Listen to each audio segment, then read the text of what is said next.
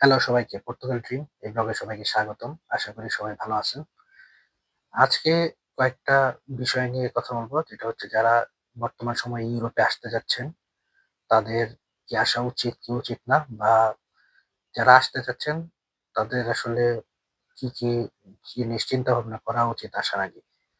তো বর্তমানে আসলে ইউরোপে আসা কিন্তু তুলনামূলকভাবে কঠিন। দিন, দিন এটা আরো কঠিন হচ্ছে। কারণ ভিসা এখন আগের মতো এতটা লিবারেল দেয় না।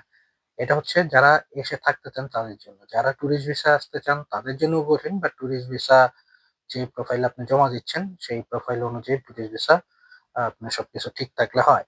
এটা আসলে ডিপেন্ড করে। এটা সবসময় কম বেশি একই রকম থাকে। কিন্তু যারা জব নিয়ে বা অন্য কোনোভাবে এসে দেশে থেকে যেতে যাচ্ছেন বা ইউরোপে থেকে যেতে যাচ্ছেন, তাদের জন্য জিনিসটা কিন্তু মানে আগের মতো এতটা সোজা নাই। এটা তুলনামূলকভাবে কঠিন হয়ে গেছে। ইউরোপের এখন সব দেশেই আপনার থাকা কিন্তু অনেক কঠিন। একসময় ফ্রান্সে অ্যাসাইলাম কেস করলে অনেক সম্ভাবনা ছিল। মানুষ অনেক করছে একসময় এবং থেকে গেছে এবং কোনো না কোনোভাবে হয়েও গেছে। কেস টিকে নাই, হয়তো ২৪ টা ট্যাক্স দিয়ে ২ বছরের কাগজ পেয়ে গেছে। এরকমও হইছে। কিন্তু এখন জিনিসগুলা কিন্তু অনেক ডিফিকাল্ট। এখন কিন্তু হয় না বললেই চলে। সবকিছুই কিন্তু সীমিত। একসময় যেমন পর্তুগালের সেফ এন্ট্রি ছিল। সেফ এন্ট্রি আপনার ইউরোপে যেকোনো দেশে এসে বা সেনজেন ভিসা নিয়ে এসে একটা জব ম্যানেজ করে বা ব্যবসা তৈরি করে আপনি ইজিলি কিন্তু কার্ড পেয়ে যেতে পারতেন। ইভেন ৬ মাসেও কার্ড পেয়ে গেছে অনেকে। সো এই জিনিসগুলা কিন্তু একসময় ছিল, কিন্তু এখন কিন্তু আসলে বন্ধ হয়ে গেছে। এখন কিন্তু ইউরোপে এত সোজা না। আগে স্টুডেন্ট ভিসা নিয়ে এসে অনেক কিছু করা যেত, কিন্তু এখন সব দেশে কিন্তু স্টুডেন্ট ভিসাও দিচ্ছে না। কারণ ইউরোপের সব দেশগুলার এমন একটা সিচুয়েশন তৈরি হইছে, বিশেষ করে যারা আপনার নর্থ এর দিকের দেশগুলো, এসব দেশে এসে ওইসব দেশে আর থাকে না। তো এটাকে আসলে একটা রুট হিসেবে মানুষ ইউজ করে, এটা তারা জানে, বুঝে গেছে। এবং এই কারণেই কিন্তু মানে এই প্রবলেম গুলো তৈরি হয়েছে। এবং যেহেতু আগে পর্তুগালে সুযোগ ছিল, মানুষ কিন্তু পর্তুগালে প্রচুর পরিমাণে আসছে, বিভিন্ন দেশ থেকে এসে কাগজ করছে। কিন্তু বর্তমান সময়ে কিন্তু সব দিকেই জটিল। আগে জার্মানিতেও হতো, এখন জার্মানিতে খুব বেশি হয় না। ইটালিতে একসময় খুব হইতো, এখনো ইটালিতেও কিছুটা কম। হ্যাঁ, এখন ইউরোপের যে দেশটা এখন পর্যন্ত কিছুটা লিবারেল আছে সেটা হচ্ছে স্পেন। স্পেনের তো আপনারা হয়তো অনেকেই জানেন, যারা ইউরোপে আসার জন্য চিন্তা ভাবনা করতেছেন যে ২ বছর ইউরোপে থাক আ সা কি বলে আপনার স্পেনে থাকলে আপনার ২ বছর পরে আপনার কাগজ হওয়ার সম্ভাবনা আছে। এই জিনিসটা এখন পর্যন্ত স্পেনে অ্যা মানে সুযোগটা আছে। অন্য কোনো দেশে কিন্তু এত সুযোগগুলা নাই এবং দিনে, দিনে জিনিসগুলা কিন্তু কঠিন হচ্ছে। তো আপনারা যারা আসতে চান তাদের কিন্তু এই জিনিসগুলো মাথায় রাখতে হবে এবং যারা জব ভিসা নিয়ে বিভিন্ন দেশে আসছেন, এর আগে ক্রোয়েশিয়া বা আপনার হাঙ্গেরি বা পোল্যান্ড, বেশিরভাগই কিন্তু ওই দেশে আর থাকেন নাই বা রোমানিয়াতে। তো এই কারণে কিন্তু ওইসব দেশের আপনার ভিসাগুলাও এখন ইস্যু করা কমায় দিছে। অনেক দেশ করেই না। কারণ মানুষ তো থাকে না। মানুষ থাকে না এবং তারা অন্য দেশে অ্যা এসে থাকে এবং কাগজপত্র করছে। কিন্তু যেহেতু এই জিনিসটা এখন আর পর্তুগালের সোজা নাই। তো এখন কিন্তু আপনাদের ডিসিশন নিতে হবে খুব ওয়াইজলি। যারা এসে থাকতে চান শুধু তাদের ক্ষেত্রে এটা। আর যারা স্টাডি করতে চান, অরিজিনালি যারা স্টুডেন্ট, যারা যে দেশে আসেন ওই দেশেই স্টাডি করতে চান, তাদের জন্য কিন্তু কোনো সমস্যা নাই। আপনারা আসবেন, ওই দেশে স্টাডি করবেন। তো ওই দেশে স্টাডি করার পরে ওই দেশের নিয়ম অনুযায়ী আপনারা যদি থাকতে চান, ওই পদক্ষেপটা গ্রহণ করবেন। আ এই জিনিসগুলা কিন্তু আসলে মানে ইনস্ট্যান্ট আসলে ডিসিশন আপনাদের নেয়া ঠিক না। আপনারা যে দেশে আসবেন ওই দেশে আগে থাকেন। ওই দেশের আইন কানুন সম্বন্ধে ভালো ধারণা নেন। ওই দেশের কোনভাবে থাকা যায় কিনা এই চেষ্টাটা করেন।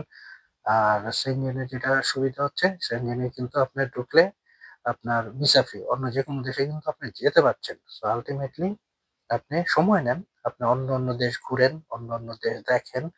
তারপর আপনি ডিসিশন নেন। আপনি যদি এক দেশ থেকে হঠাৎ করে আরেক দেশে পার্মানেন্টলি মুভ করে যান এবং এইটা কিন্তু আপনি পরবর্তীতে ওই দেশে যদি কাগজ কোনভাবে না করতে পারেন, নরমালি এটা করা এত সোজা না, একমাত্র পর্তুগালেই ছিল। তখন কিন্তু আপনি অবৈধ হয়ে যাবেন। আর যদি একবার আপনি ট্র্যাক থেকে নেমে যান, অবৈধ হয়ে যান, তাহলে কিন্তু এই ট্র্যাকে ফিরে আসার আর কোন রাস্তা খোলা থাকে না।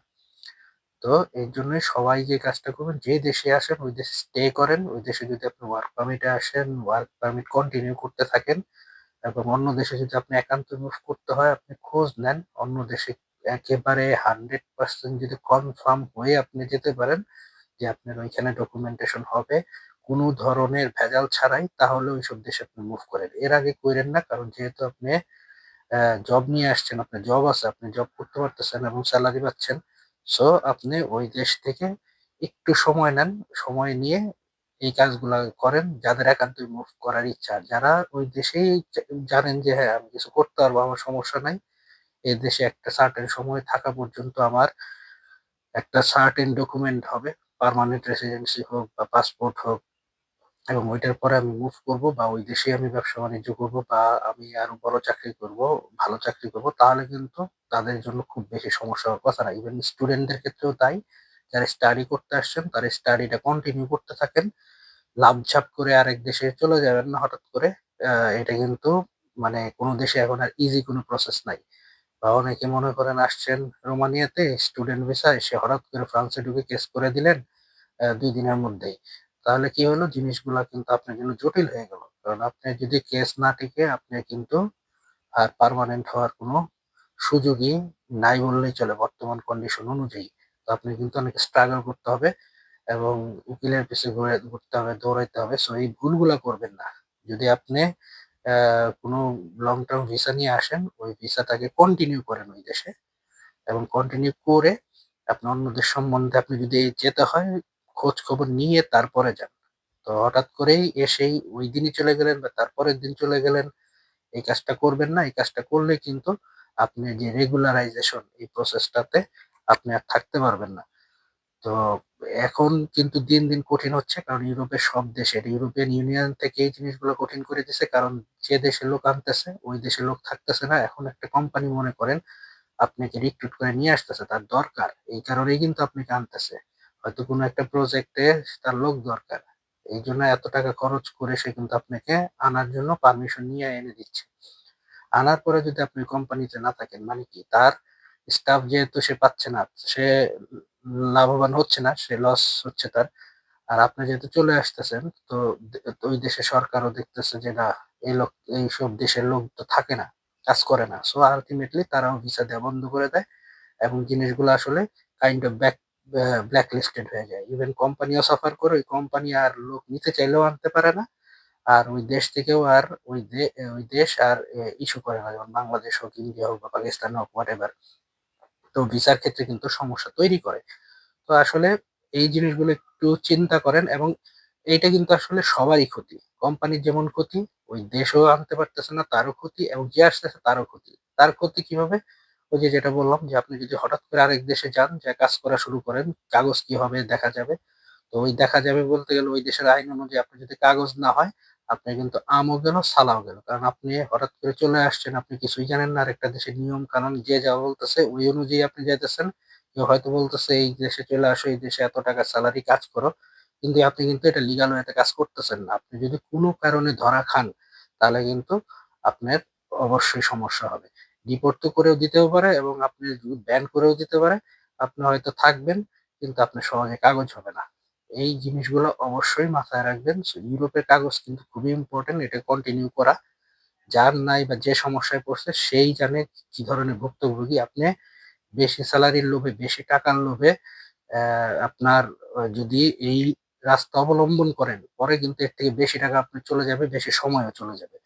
আপনার আ উকিলের পিছে আপনি খরচ করতে, করতে অবস্থা খারাপ হয়ে যাবে এবং আপনি যদি কোন জিনিস ৫ বছরের মধ্যে আপনি অ্যাচিভ করতে পারতেন, সঠিক ট্র্যাকে থাকলে ওই জিনিস আপনি ১০-১৫ বছরেও হয়তো অ্যাচিভ করতে পারবেন না। তো আপনার সময়, টাকা সবই যাবে। সো আপনিও কিন্তু এইখানে অ্যা মানে ক্ষতির সম্মুখীন হবেন। তো যাই করেন, যেহেতু পর্তুগালে এখন সোজা নাই, স্পেনেরটা আছে। স্পেনে এসে এমপাদ্রমেন্তো করে স্পেনেও যদি থাকতে চান, রেগুলার থাকবেন।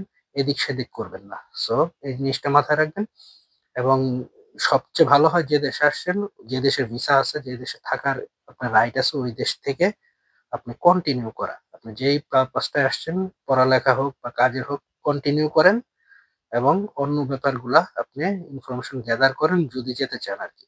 এবং যদি স্কোপ হয়, কারণ সবসময় ইমিগ্রেশন রুল একরকম থাকে না। বর্তমানে কঠিন, কোনো সময় হয়তো আবার সোজা হবে। তো আপনি যদি একটা ট্র্যাক এর মধ্যে থাকেন, যখন সোজা হবে তখন আপনি হয়তো ইজিলি জিনিসগুলাকে কোপ আপ করতে পারবেন। তো এই জিনিসগুলো অবশ্যই মাথায় রাখবেন। যে দেশে আসেন ওই দেশে থাকার চেষ্টা করেন। এখন সময় ভালো না। এখন আসলে লাফঝাপ করে আরেক দেশে হঠাৎ করে হুটহাট করে চলে যায়েন না। শুধুমাত্র সেলারি বেশি বা টাকা বেশি এই কারণে। তো লং টার্ম এর ক্ষেত্রে কিন্তু আপনাদেরই সমস্যা হবে। তো আজ এই পর্যন্তই। ভালো থাকেন সবাই। আর D1 এর ক্ষেত্রে যেহেতু পর্তুগালের অনেকেই অনেক কোয়েশ্চেন করেন। D1 এ এখন বড়, বড় কোম্পানি দেখে আসেন। যারা অনেক পুরান কোম্পানি অরিজিনালি যারা কাজ দেয়, রিক্রুট করে, সো তাদের মাধ্যমে আসেন। অন্য কোনো ওয়েতে বা যারা কাজ দিবে না এরকম ওয়েতে আইসেন না। তো প্রপার ওয়েতে আসেন তাহলে ঠিক আছে। নাহলে আসলে আপনাদেরই সমস্যা হবে। তো ভালো থাকেন সবাই। নেক্সট ব্লগে কথা হবে, দেখা হবে।